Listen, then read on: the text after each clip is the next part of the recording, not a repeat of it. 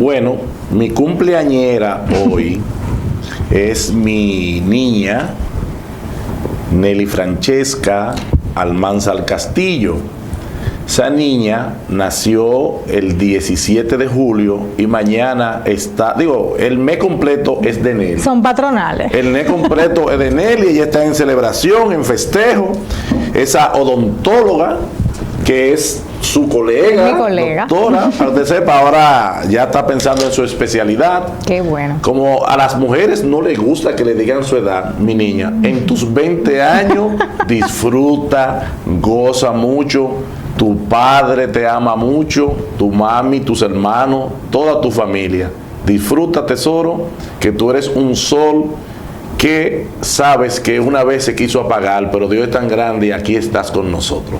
Amén, así es. Así estamos también celebrando el cumpleaños de la bebé de Arsenio, que está de cumple, ¿verdad, Arsenio? Sí. Sí, nuestro control master, que su bebé está de cumpleaños, también le deseamos muchas felicitaciones y agradecemos la sintonía de Ángel David. Eti, gracias por la sintonía. Estamos a punto de tener al invitado. Espérate, y Ruth Beato Martínez, que también está en sintonía. En sintonía con nosotros. Para mí es algo penoso tener que dar esta noticia porque me tocó vivir el caos provocado por el intento del rescate del niño que fue arrastrado por las cañadas que se encuentran en Los Peralejos. Es penoso porque realmente los niños no inventan nada bueno y fue una situación de varios días. El niño cayó un domingo y fue encontrado miércoles a 1,5 kilómetros en la cañada de Los Ríos. O sea, todo ese trayecto fue de búsqueda y realmente es increíble. Nosotros no nos damos cuenta de la labor titánica que hace la Defensa Civil, así como también literalmente los bomberos, todos los ciudadanos que pudieron hacerse eco y ayudar en la búsqueda. Se sacaron camiones, toneladas inmensas de basura. Esa es la vergüenza grande. Esa es la vergüenza que pasó la República Dominicana también, porque son noticias que recorren el mundo. Y ahí se ve simplemente la realidad, la gran mentira de muchos ediles que no están haciendo su trabajo, no están recolectando la basura. Toda esa basura va cañada y termina en los ríos. Entonces, en los ríos, en el mar, perdón, termina en el mar. De las cañadas va al mar o a través de ríos también, y así están contaminadas todas nuestras aguas. Aquí obligatoriamente la República Dominicana debe abocarse a un plan de educación en la República Dominicana, a recolectar la basura, a cuidar nuestro medio ambiente. Es lamentable que ese niño haya fallecido en esas circunstancias. Yo no quisiera echarle más leña al fuego. Puede ser que si esas aguas estuvieran limpias, él pudiera haber sido rescatado. Pero mire el final tan infeliz. La familia no se va a reponer nunca con eso, para que ustedes sepan. Eso es una marca para toda la vida. Es así. Después de esta noticia que para nosotros es trágica. Déjeme decir una cosa, doctora. Uno nace sin miedo. El niño no tiene miedo. Fíjese que el niño va gateando y si hay un precipicio se lanza. O sea, el miedo es una adquisición de los años. Exacto. Y fíjese que las grandes transformaciones antes fueron a través de los jóvenes, porque los jóvenes tampoco tenían miedo. Hoy tenemos una juventud que se ha quedado en el cherchaje, detrás de los aparatos, la juca, vestir bonito, pero no se ha preparado intelectualmente. Pero el joven de antes tenía la oportunidad de alquilar un paquito. ¿Alquilar? Sí, se alquilaban los paquitos, esas revistas, y usted iba a un puesto y usted lo alquilaba, usted leía el paquito, o usted tenía uno y lo intercambiaba por otro y se llevaba uno nuevo y así se mantenía leyendo. De ahí salieron los periodistas, de ahí nacieron los políticos, de esas generaciones. Pero hoy en día los jóvenes no leen. Y si usted observa, es lamentable que no haya aquí en la República Dominicana una campaña para que concientice a los jóvenes de que tienen que leer. La lectura, es más, para que ustedes vean, el profesor Juan Bosch, que tuvo de cumpleaños, que fue un y Joaquín Balaguer, que 19 años de muerto, son personas que se dedicaron a la lectura. Juan Bosch no era profesional. era autodidacta. Entonces nosotros hemos perdido esa pasión de la lectura y los jóvenes de hoy han sido los mayores perjudicados, porque para ellos la riqueza está por encima de la preparación. No, y estamos en una época de cristal donde lamentablemente tú no puedes darle un consejo porque tú estás ultrajando o invadiendo su privacidad. Usted me dijo que iba a decir algo de Johnny. Justamente, que lo tenemos en línea y queremos darle la bienvenida al doctor Johnny. ¿Cómo se siente? Estamos muy bien, pidiéndole excusa por haber salido tarde al programa, pero estamos en un compromiso del interior. Pero estamos aquí tratando de cooperar y de llevarla a esa... Es así. Algunos temas de mundo. Estamos muy agradecidos de tenerlo. ¿Perdón? Estamos muy agradecidos de tenerlo y asimismo estamos dándole la bienvenida a nuestro invitado del día de hoy, el doctor Nicolás Lemberg, que entró junto con usted, al que lo tenemos aquí para hacerle muchas preguntas de interés. ¿Cómo se siente, doctor? Buenas noches a todos. Nos sentimos muy bien y complacidos de acompañarles en el programa del día de hoy.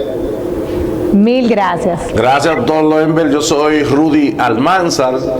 Estamos aquí muy contentos con su participación. Eloísa me ha dicho el entusiasmo con el cual usted le dijo ese sí para participar en este programa de hoy viernes 16 de julio. Se me estaba comiendo un día ya. Perfecto, don Johnny.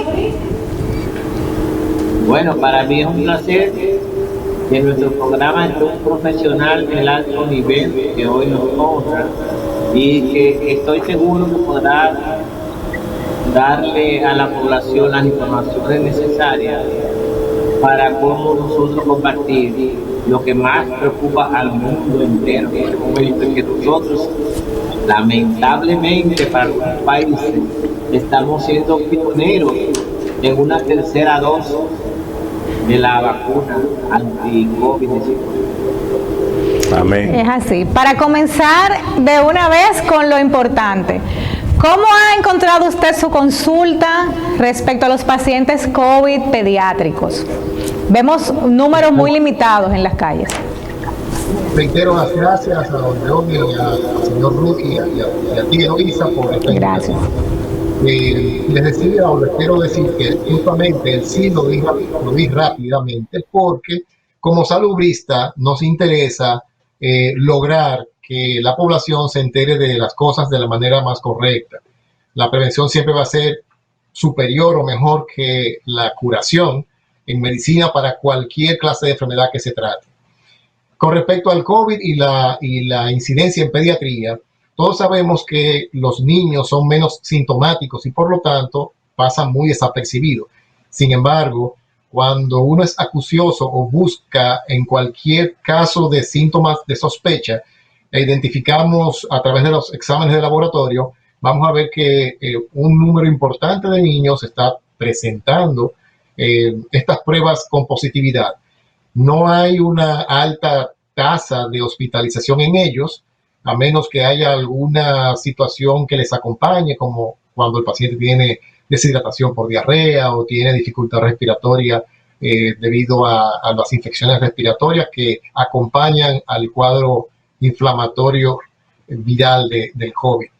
Es decir, que los niños, afortunadamente, no nos crean un problema de salud curativo inmediato. Sin embargo, sí nos crean una latencia de la enfermedad, puesto que precisamente el virus, para poder replicarse, para poder pasar de un ser humano a otro, necesita estar vivo en algún organismo, es decir, en un paciente portador. Los niños son portadores y permiten que se continúe con la enfermedad, con la fase activa, la fase infecciosa, y que eventualmente estos virus puedan tener una mutación, a lo que se llama una variante en su condición genética, y una propagación o una prolongación del cuadro de enfermedad y potencial incidencia aumentada de casos. Perfecto. ¿Cuáles han sido las enfermedades o comorbilidades que presentan los niños que han llegado a tener casos de gravedad? Hay una condición relativa a lo que es la inflamación de los tejidos.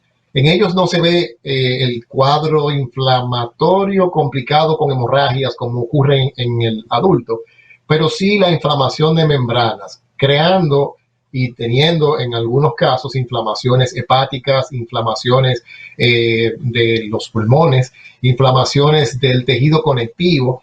Hay una entidad que se llama cuadro inflamatorio generalizado o síndrome de múltiple inflamación, parecido a una enfermedad anteriormente descrita, que es la enfermedad de Kawasaki. Estos cuadros inflamatorios en ellos sí ha producido la mayor cantidad de muertes. Esto se nota más en países donde los niños se afectan mayormente por el hecho de que no hay buenas medidas de prevención. Brasil es un ejemplo. Es el país que lleva a la cabeza el número de pacientes infantiles afectados y de muertes también. Por lo tanto, es muy variado en estos casos de niños que se hospitalizan y que fallecen. Tenemos en ellos problemas respiratorios como causa principal. Y ese síndrome inflamatorio multisistémico, que es al que los pediatras le tememos.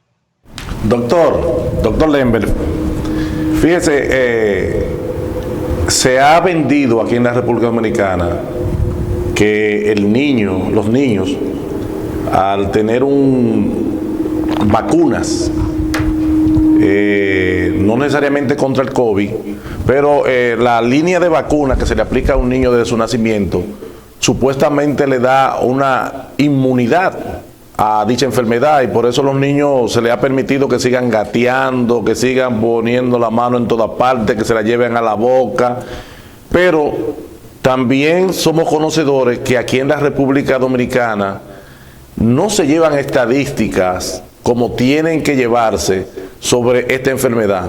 Ahora, usted me corregirá, ¿se están llevando estadísticas en lo que corresponde a los diferentes síntomas que han presentado niños y que tengan que ver con el COVID? Realmente las estadísticas en la infancia en nuestro país no están al día. No están al día porque justamente el reporte que se hace por parte de los médicos logra más tiempo y mucha dilación en obtenerse. Digamos que los pacientes que se hospitalizan a nivel de instituciones públicas son pocos en comparación con las instituciones privadas. Y esta información entonces llega de una manera tardía al ministerio, aunque se recogen, pero no se publican. Realmente es importante aclarar que con respecto a la vacunación en niños, el año pasado, el año 2020, hubo una disminución de más de un 37% en la vacunación general de todos los niños debido al encierro en todas las regiones del mundo. Esto llevó a que hubiese entonces un descuido y una disminución de la protección para las demás enfermedades de la infancia. Por un lado, haciendo entonces que nosotros incluso hayamos visto cómo hubo casos de difteria en los meses pasados. Por otra parte, el recuperar o el lograr que los niños se vacunen para las enfermedades del Programa Nacional de Vacunación de todos los países y ahora incluyéndola el COVID como vacuna emergente a partir de los 12 años es totalmente un gran reto. Hay mucho miedo en la población, hay muchos tabúes con respecto a esto e incluso hasta piensan que nosotros tenemos algún interés económico o pecuniario detrás de que las personas se vacunen. Sencillamente, si todo el mundo se vacuna, tenemos entonces un nivel de protección que puede llegar a un 70, a un 80%, porque sabemos que habrá siempre una parte que no se va a querer vacunar, otros que quizá no se puedan vacunar, y el tener un 70-80% con vacunas efectivas, o sea, con buen alcance, esto nos hará ver una disminución importante de la transmisión. Vemos, por ejemplo, como países como Reino Unido, como Canadá, como Estados Unidos, el primer mundo, han tenido una importante disminución de su incidencia tanto de casos nuevos como de muertes, aunque hay un ligero repunte en la última semana, debido a que hay pocos de personas que no se han vacunado. Se habla incluso de las dos Américas. En Estados Unidos hay un grupo de personas no vacunadas que son los protagonistas de que haya un aumento en este repunte por la variante Delta. Aquellos que fueron vacunados en este caso con las vacunas que son de ácidos nucleicos, que son las más eficientes, han tenido entonces una protección importante para el desarrollo de síntomas y las hospitalizaciones. Nosotros somos un caso, digamos, atípico, porque nosotros comenzamos oportunamente una vacunación temprana con una vacuna diferente, una vacuna, digamos, de las tradicionales, con un nivel de protección menor, que es alrededor de un 50%, un poco más, pero que se logró llevar un ritmo bastante rápido, alejándonos de los niveles de cobertura vacunal de otros países, ya que nosotros tenemos, aun cuando sea con la vacuna Sinovac en la China, tenemos que la provincia de menor cobertura tiene un 34% de personas con vacunación completa, y la que tiene más cobertura tiene un 68% con la vacunación completa. Y si se hablara de una sola dosis, hay una provincia que es la Altagracia que tiene un 100% de cobertura o de personas vacunadas. De manera tal que llevamos, digamos, la delantera en ese sentido. Ahora, como la incidencia en los países como Brasil, como Colombia, que han tenido esta vacuna como pionera, en ellos ha aumentado, se ha visto que esa cobertura no es lo suficiente y que por lo tanto, por accidente, muchos países y regiones donde se ha escaseado las vacunas han tenido que optar por iniciar vacunas diferentes. Ahí ha venido entonces la mezcla de vacunas, porque si no está disponible, para poner un ejemplo, la de AstraZeneca, porque el principal productor es la India y tuvo que quedarse con todas las vacunas, aquellos países donde no llegó tuvieron que poner la Pfizer. Y se observó entonces que en España, en Francia, en Alemania, la potencialización de los anticuerpos fue mucho mayor y con mayor eficiencia o efectividad a nivel in vitro, o sea, en laboratorio, sobre una potencial enfermedad que se pueda presentar. Escúchame, doctor.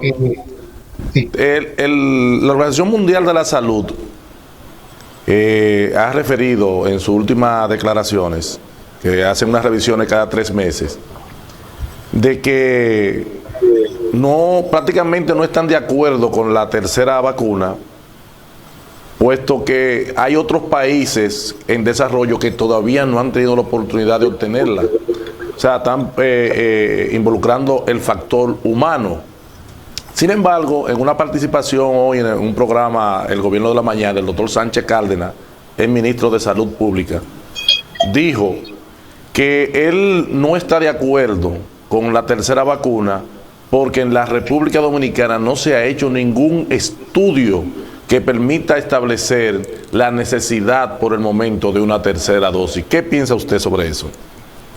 Bien, realmente políticas de salud pública, epidemiológica, hacen que nosotros pensemos todos que es el mundo que tiene que vacunarse, no es República Dominicana ni es Estados Unidos, es el mundo. Es de un 1 a un 3% de personas vacunadas que hay en África. Mientras haya personas sin vacunar, la enfermedad y la pandemia van a estar presentes y va a haber peligro. O sea que de parte de la opinión de la Organización Mundial de la Salud me merece un buen peso, en el sentido de que se busca cubrir a toda la población. COVAX, que es el organismo que trata de ofertar y colocar de manera gratuita las vacunas en los países donde no llega, no tiene vacunas. Por lo tanto, para ellos poder suplir, se necesitan que los países no vayan por una tercera o una cuarta dosis, sino que cubren con 2 dosis o con vacunación completa a su población y que dejen que los demás se vacunen también. Entonces, pero el peor ejemplo lo pusieron los países del primer mundo, que tienen vacunas suficientes para su población completa y algo más, hasta para una tercera dosis. De modo que tiene razón la Organización Mundial de la Salud.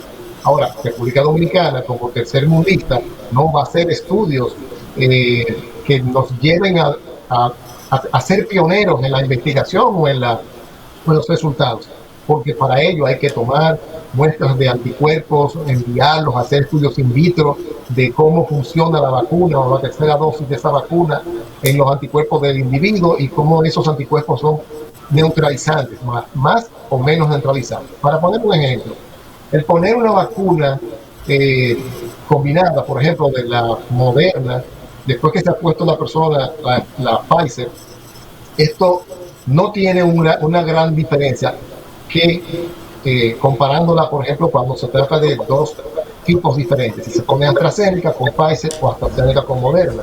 Entonces, ahí sí se ha visto que ha habido una importante potencialización. Pero la Organización Mundial de la Salud, como organismo rector, no puede ni debe decir hay que ir por una tercera dosis de refuerzo o de vacuna, porque lo que se va a crear es una escasez mundial hacia los países que todavía no se han vacunado. Y con respecto a lo que dijo el secretario de Salud Pública, que no se han hecho los estudios y que no sabemos cómo va a funcionar digamos, la protección, lo que sí se ve es cuál ha sido el comportamiento. Nosotros comenzamos en febrero a vacunar y estamos apenas saliendo de una tercera ola. O sea, la tercera ola surgió ya después de haber comenzado la vacunación. Primera y segunda dosis en el primer grupo que se vacunó. El segundo grupo que se iba vacunando no ha completado. O sea que a pesar de eso, sí tuvimos un aumento en el número de casos, no al nivel de la segunda o la primera ola, ni tampoco un aumento tan importante en las muertes, aunque una simple muerte, y cuando uso la palabra simple no es por importante, sino por única, una sola muerte es lo suficientemente importante para sus familiares como para que se haya vacunado o que se haya protegido con tiempo. ¿Es así, don Johnny? Sí, me gustaría puntualmente escuchar la recomendación del doctor, si es recomendable o no la aplicación de la tercera dosis.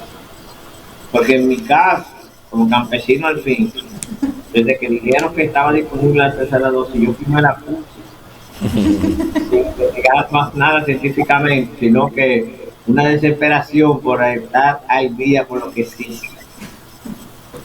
Claro. Mi recomendación es que sí, la tercera dosis debe aplicarse y quiero hacer una acotación acá porque estas realidades pueden variar con el tiempo. No sabemos, porque no lo sabe nadie todavía, si estos anticuerpos duran un año, puesto que se empezó a vacunar en enero. Las vacunas que se refuerzan generalmente del tipo de vacunas antivirales requieren una revacunación al año, a veces más tiempo y otras veces menos tiempo. Entonces, ¿cómo saber si vamos a necesitar otra dosis de refuerzo? Esperando. Pero eso puede suceder. Y es importante que quizás inserte ahora en este momento la parte de la vacunación en niños. Decíamos que mientras haya niños sin vacunar, ellos van a alojar el virus y puede entonces venir no una delta, sino una capa, lambda, cualquier otra variante o mutación nociva. Entonces, se ha empezado a vacunar a niños de 12 años en adelante, también con el mismo criterio de vacuna con aprobación de emergencia, como se hizo con los adultos de 18 hacia arriba. Y cuando se habla de una vacunación con aprobación de emergencia, no es una aprobación definitiva. Ahora, en esta fase, se tiene que verificar cuál ha sido o cuál es la protección que se obtiene, cuál es la incidencia de efectos adversos no detectados en las fases 1 y 2 que se puedan generar y si son significativamente importantes para considerar un retiro o una modificación de la vacuna. Hay más de 50 vacunas que están en fase 3 y que no se han aprobado todavía para uso de emergencia y están esperando a que se les dé una aprobación definitiva y posiblemente estaremos hablando de otras vacunas agregadas a las que ya se están utilizando. Pero actualmente hay estudios de la misma Pfizer y de Moderna para 3 grupos etarios, para niños de 5 a 12 años, para niños de 2 a 5 años y para niños de 6 meses a 2 años. Probablemente para el mes de septiembre o octubre se tenga la aprobación de emergencia para los niños de 5 años a 12 y para los de los otros 2 grupos quizás a mitad del invierno estén aprobadas. Estas casas comerciales y estos países que tienen que son punteros en la investigación quieren tratar de que cuando retornen a la escuela ya los niños que son los que más se mueven, los que más están con capacidad de contagiar, estén vacunados y puedan ellos hablar de un cese del llamado de pandemia. Recordemos que las pandemias pasan luego a epidemias locales y finalmente a enfermedad endémica. O sea que el COVID no se va, el COVID-19 o SARS-CoV-2 no se va a seguir con nosotros, pero lo importante es que logremos, desde el punto de vista de salud pública, contenerlo, pero en todos los países. De lo contrario, tendríamos brotes y rebrotes y muchas olas de afección. Doctor, nos pregunta una televidente que sabe que una de su especialidad es genetista. Ella pregunta respecto al autismo. ¿Es una enfermedad que se transmite genéticamente o tiene que ver algo en el proceso del parto? El autismo es un trastorno de la conducta que no se percibe al nacimiento, sino que se va notando a medida que el niño debe ir alcanzando patrones de conducta y de desarrollo. Es todavía hoy una enfermedad altamente desconocida, pero es multifactorial, porque se ha notado que ha habido diferentes factores que aumentan la incidencia del autismo, pero que no son totalmente determinantes. Los más importantes son los factores genéticos. No es hereditaria, pero los factores genéticos significan su constitución genómica. Y aunado a esto, la parte ambiental, la alimentación, la microbiota intestinal que se esgrime como el factor más importante inmunológico que causa o desencadena esto. Se llegó incluso a pensar, y fue uno de las banderas rojas que se levantaron sobre la vacuna de la triple viral, el sarampión, rubeola, paperas, que hubo un aumento en la incidencia de autismo debido a la vacuna. Esto completamente se determinó que no tiene nada que ver.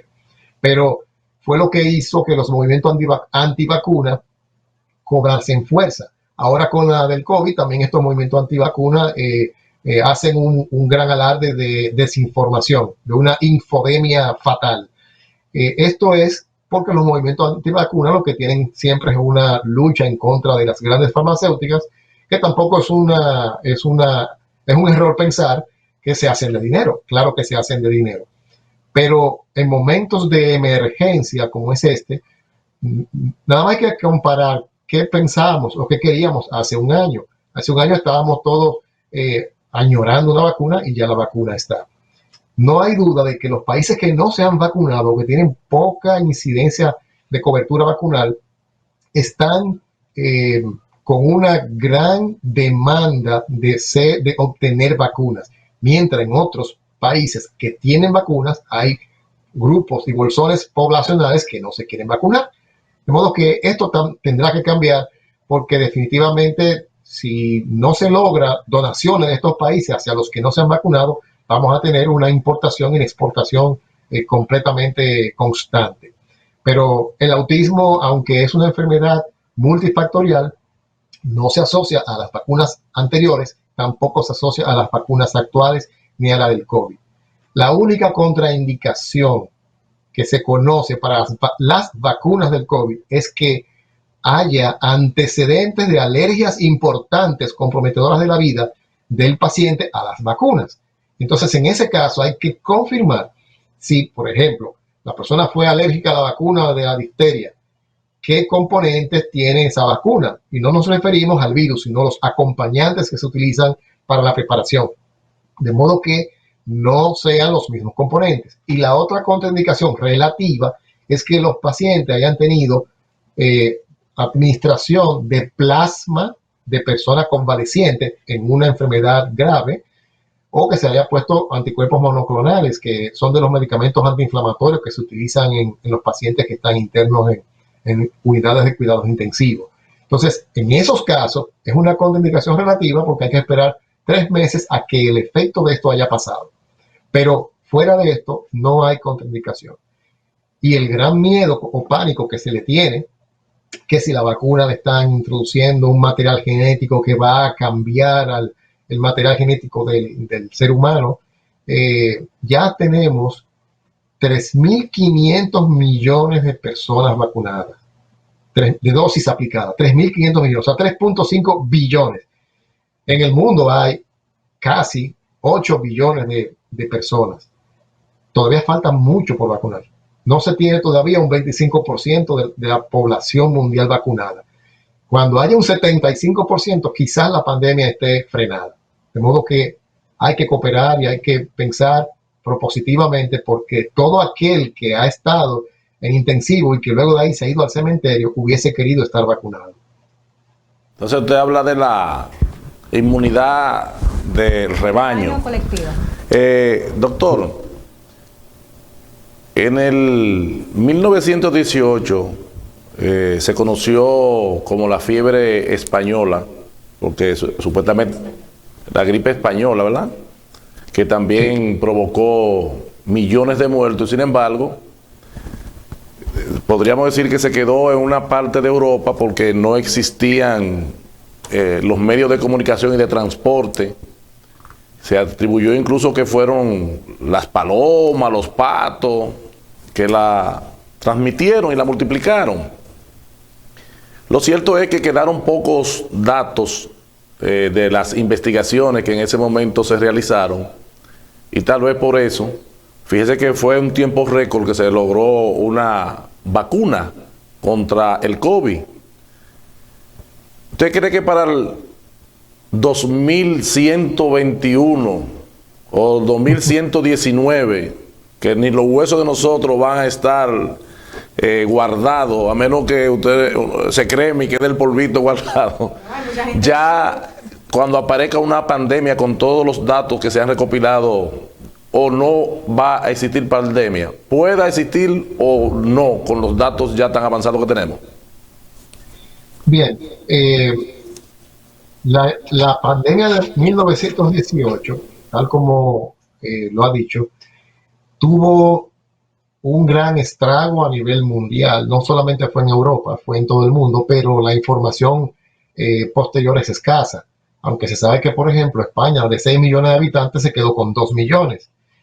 Y esto, pues, fue lográndose a través de la inmunidad de rebaño. Con la pandemia actual hay múltiples cosas. Entre ellas sabemos que las medidas de protección, de aislamiento, son importantes, pero el control de los contactos ha hecho que hayamos visto países como Singapur, que no tiene COVID.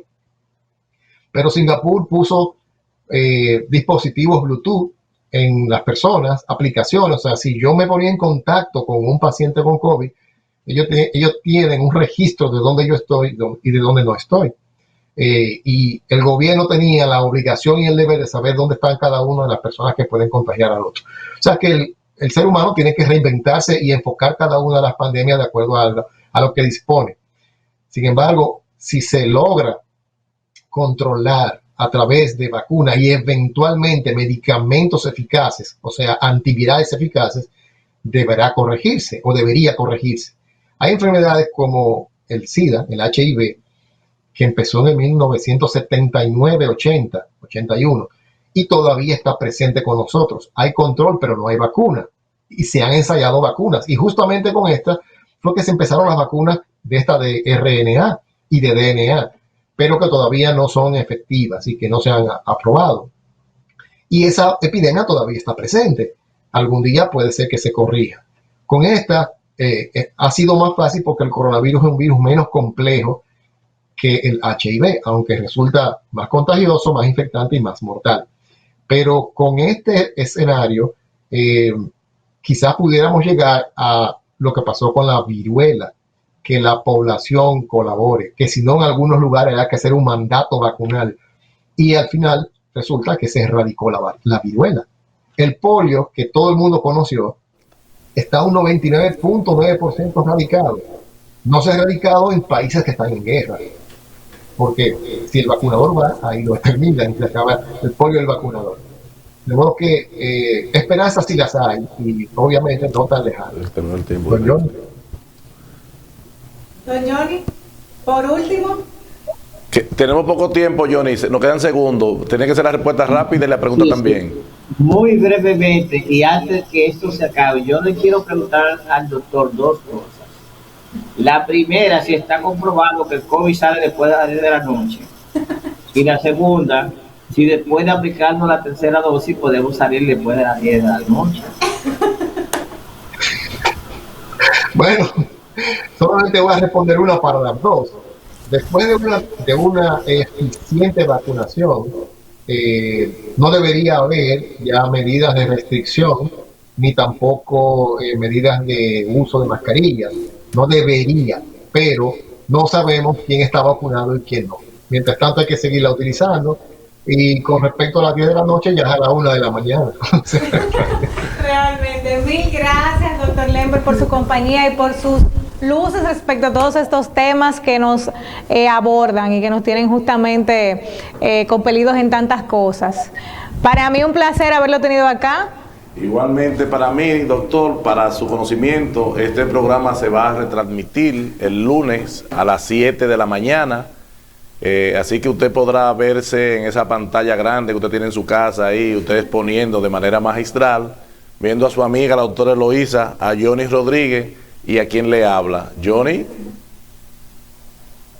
Johnny está bebiendo. Bueno. Hasta el audio lo quitó. Así que... Ya son las 10, ese es el programa de que dan las 10. El COVID. Así que buenas noches y estamos siempre a sus órdenes y gracias por compartir este momento tan agradable con nosotros. Así que gracias también a los amigos Un placer, feliz noche. por haber compartido con nosotros. Nos vemos el próximo viernes de 9 a 10 de la noche.